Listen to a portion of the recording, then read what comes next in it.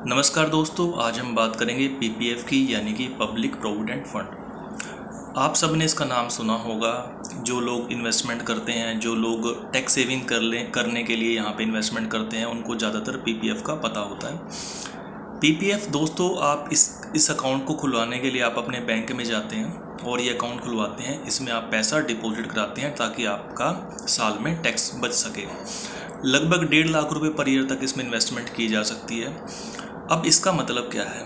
आपने बैंक में खाता खुलवाया और आप अपने 1 लाख रुपए का या 1.5 लाख रुपए का आप चेक दे आए। वो पैसा आप किसके पास है? सबसे इम्पोर्टेंट बात यह है कि वो पैसा उस बैंक के पास नहीं है।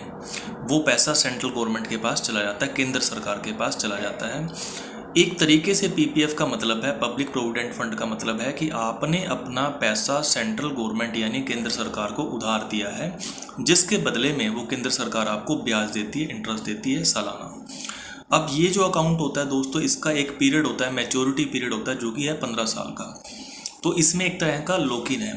जो पैसा आपने उसमें डलवाया हुआ है वो आप एकदम से नहीं निकाल सकते हैं, वो आप मैच्योरिटी पे ही निकाल सकते हैं। कुछ पार्शियल विड्रॉल की आपके पास ऑप्शन होती है कि 4-5 साल के बाद आप थोड़ा बहुत पैसा उसमें से निकाल सकते हैं। उसमें एक लिमिटेशंस होती हैं, मगर आप पूरा पैसा नहीं निकाल सकते। ये तो है लॉक इन की मैच्योरिटी पीरियड की बात। उसके अलावा जो इंटरेस्ट केंद्र सरकार देती है आज के टाइम पे लगभग वो 8% के आसपास होता है। इन्फ्लेशन, महंगाई, जो कि दोस्तों लगभग 7% लॉन्ग टर्म में रही है, तो आपका रियल रिटर्न वो लगभग 8 में से 7 हम माइनस कर देंगे, 1% के आसपास आपका रियल रिटर्न सालाना, एक साल में सिर्फ 1% ही आपका बचता है। ये भी जो दोस्तों इंटरेस्ट रेट होता है 8.1% है या 2 है, जो भी है, इस पे टोटली सेंट्रल गवर्नमेंट का होल्ड है। आपकी इसमें कोई नहीं चलती कि जी मेरे को इतना इंटरेस्ट चाहिए हो या उतना चाहिए। 15 साल के लिए आपका खाता खुल गया है। अब आप उसमें जो पैसे डलवाते हैं, जो आप इन्वेस्टमेंट करते हैं, उसमें जो इंटरेस्ट रेट है, चाहे 8.1 दे या 8 दे या 7.9 दे, ये केंद्र सरकार की मर्जी होती है। अब जब सरकार के पास पैसा कम होता है या सरकार कभी ट्रबल में होती है, तो कई बार सरकार इस तरह के इंटरेस्ट रेट कम भी कर देती है। और लॉन्ग टर्म में 1% का रियल रिटर्न बहुत ही कम है दोस्तों। तो ये है। अब आते हैं इसके टैक्स वाले स्टेटस पे कि लोग इसमें इन्वेस्टमेंट टैक्स बचाने के लिए किस प्रकार से करते हैं, क्यों करते हैं।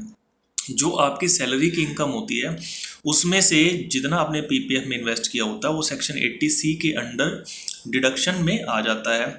यानी कि आपने मान लीजिए 1 लाख रुपए की इन्वेस्टमेंट पीपीएफ में कर रखी है किसी पर्टिकुलर फाइनेंशियल ईयर में, तो आप उस साल में वो 1 लाख रुपए आपके 80C सेक्शन में काउंट हो जाएंगे और वो आपके टैक्स फ्री हो जाते हैं। तो जब आप इन्वेस्टमेंट करते हो तो वो पैसा आपका टैक्स फ्री हो जाता है। दूसरा, जब कभी 15 साल की मैच्योरिटी के बाद या बीच में पार्शियल विड्रॉल के दौरान आप उसको निकलवाते हैं, आप उसको उससे एग्जिट होते हैं, तो वो पैसा भी आपका टैक्स फ्री होता है। तीसरा, जो आपको ब्याज मिलता है, जो आपको रिटर्न्स मिलते हैं 8.1% का, जो भी कुछ केंद्र सरकार आपको दे रही है, वो भी टैक्स फ्री होता है।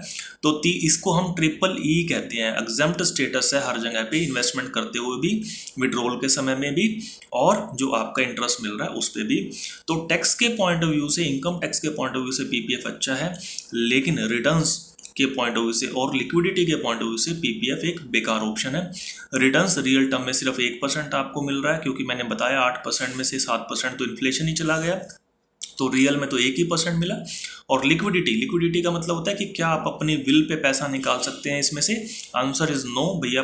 15 साल की मैच्योरिटी है, पार्शियल विड्रॉल भी काफ़ी सारे सालों के बाद पॉसिबल होता है।